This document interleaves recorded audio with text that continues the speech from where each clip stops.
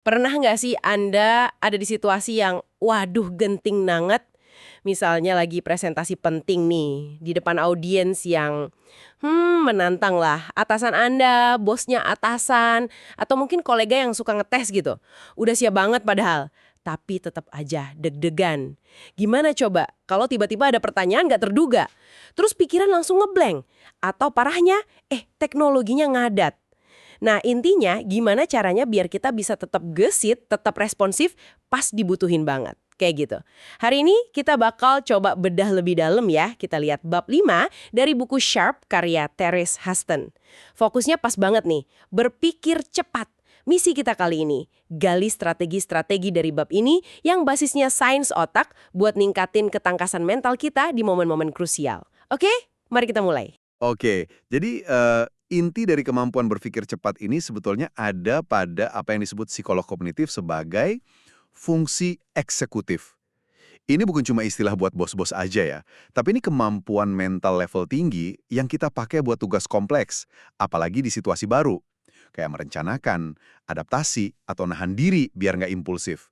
Fungsi eksekutif, oke? Nah, ada 3 pilar utamanya nih. Pertama, memori kerja. Itu kemampuan kita buat ingat dan ngolah informasi saat itu juga. Oke. Kedua, inhibisi. Gampangnya, kemampuan buat nyaring gangguan atau nahan dorongan yang nggak perlu. Sip. Yang ketiga, Nah, yang ketiga ini nih yang paling relevan buat topik kita. Keluasan kognitif. Ini dia kemampuan buat adaptasi, mecahin masalah nggak terduga sama ubah rencana kalau emang diperlukan. Gitu. wah, keluasan kognitif itu kayaknya kunci banget ya buat situasi tadi. Terus, gimana caranya kita bisa ningkatin ini pas lagi butuh-butuhnya, misalnya pas presentasi penting itu. Di buku ini disebutin mulai dari yang dasar dulu ya, kelola stres. Kedengerannya simple, tapi pas lagi panik, wah susah banget kayaknya. Betul sekali. Stres itu kan emang musuh utamanya fungsi eksekutif. Nah, di buku ini disaranin cara cepat buat ngurangin stres. Meditasi kesadaran. Atau mindfulness meditation. Oh, mindfulness ya. Iya, itu latihan simple aja sih, fokus ke napas, ke momen sekarang, tanpa ngejudge. Penelitian nunjukin loh, bahkan cuma 20 menit aja, itu udah bisa ngurangin stres secara signifikan. Dan efeknya langsung terasa. Cuma 20 menit? Iya, idealnya sih lakuin sekitar 1 jam sebelum acara pentingnya. Oke, jadi meditasi buat menenangkan diri sesaat sebelumnya, masuk akal. Tapi kayaknya nggak cuma itu kan ya strateginya. Ada yang kedua nih yang bikin saya agak kaget pas baca. Katanya berkeringat lah. Maksudnya olahraga gitu sebelum mikir keras. Tepat, olahraga. Khususnya yang intensitasnya sedang sampai tinggi. Ini bisa jadi pendorong fungsi eksekutif yang lumayan kuat loh. Oh ya, Iya, kalau intensitas sedang itu pas kita masih bisa ngobrol, tapi udah nggak bisa nyanyi. Itu kasih dorongan sekitar 30 menitan lah setelahnya. Tapi nih, kalau intensitasnya tinggi pas udah ngos-ngosan susah ngomong, nah itu efeknya bisa lebih lama. Bisa ningkatin keluasan berpikir kita minimal 2 jam setelah olahraga. wah lumayan lama ya. Betul. Durasinya juga ngaruh. Makin lama olahraganya, ya selama nggak sampai tepar ya, manfaatnya makin awet. Bahkan 4 menit intensitas tinggi aja udah bisa bantu buat 15 menit ke depan. Yang menarik tuh cara kerjanya.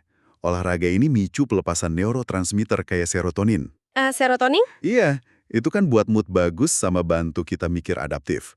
Sama satu lagi, norepinefrin. Ini buat ningkatin perhatian sama bantu kita mecahin masalah. Dan ini berlaku juga buat lansia loh. Olahraga teratur bantu banget jaga fungsi eksekutif mereka. Jadi bukan cuma buat fisik ya? Bukan. Nah, sebaliknya, kalau cuma jalan santai aja, walau bagus buat kreativitas atau motivasi mungkin ya, efeknya ke fungsi eksekutif yang cepat ini singkat banget.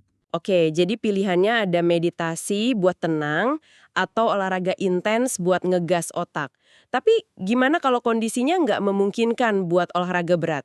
Atau mungkin emang nggak suka aja gitu, keringetan banyak sebelum acara penting. Ada alternatif lain nggak sih? Ada kok. Ini strategi ketiga yang dibahas. Bergerak dengan penuh kesadaran atau mindful movement. Mindful movement, kayak gimana tuh? Ini aktivitas fisik yang intensitasnya lebih rendah. Tapi secara konsisten juga terbukti bisa meningkatkan fungsi eksekutif. Contohnya kayak tai chi, atau mungkin taekwondo, bahkan hatha yoga, jenis yoga yang gerakannya lebih pelan, lebih meditatif, itu juga bisa. terutama kalau Anda udah rutin latihan. Oh, jadi kalau udah biasa yoga bisa bantu juga ya? Iya, buat praktisi reguler, satu sesi sekitar 25 menit aja udah bisa bantu ningkatin kemampuan berpikir cepatnya. Tapi perlu dicatat bedanya ya.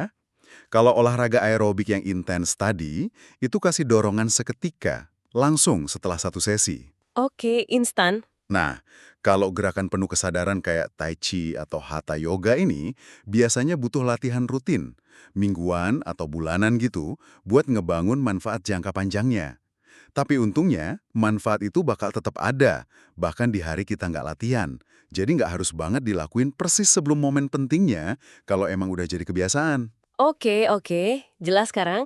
Jadi kalau kita rangkum nih, buat Anda yang lagi siap-siap menghadapi situasi genting yang butuh mikir cepat, bab 5 buku Sharp ini ngasih kita setidaknya 3 jalur praktis ya. Pertama, bisa tenangkan diri dulu sesaat sebelum acara.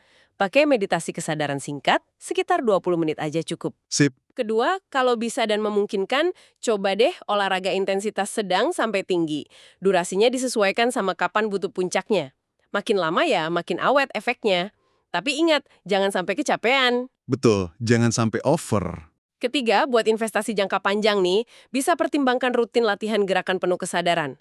Kayak Tai Chi atau Hatha Yoga tadi. Nah, ini semua kan pilihan menarik ya, tapi ada satu pertanyaan penting nih yang muncul dari bahasan ini. Tadi disebutin olahraga jangan sampai kelelahan, karena itu malah bisa ganggu mikir. Iya juga ya. Pertanyaannya, gimana caranya Anda nemuin titik pasnya, titik optimalnya gitu. Ngedorong diri cukup biar dapat dorongan mentalnya, tapi nggak kebablasan, apalagi kalau udah ngerasa stres duluan kan. Ini mungkin sesuatu yang perlu Anda renungkan sendiri ya pas coba menerapkan strategi-strategi ini di situasi Anda masing-masing. Cari sweet spot-nya.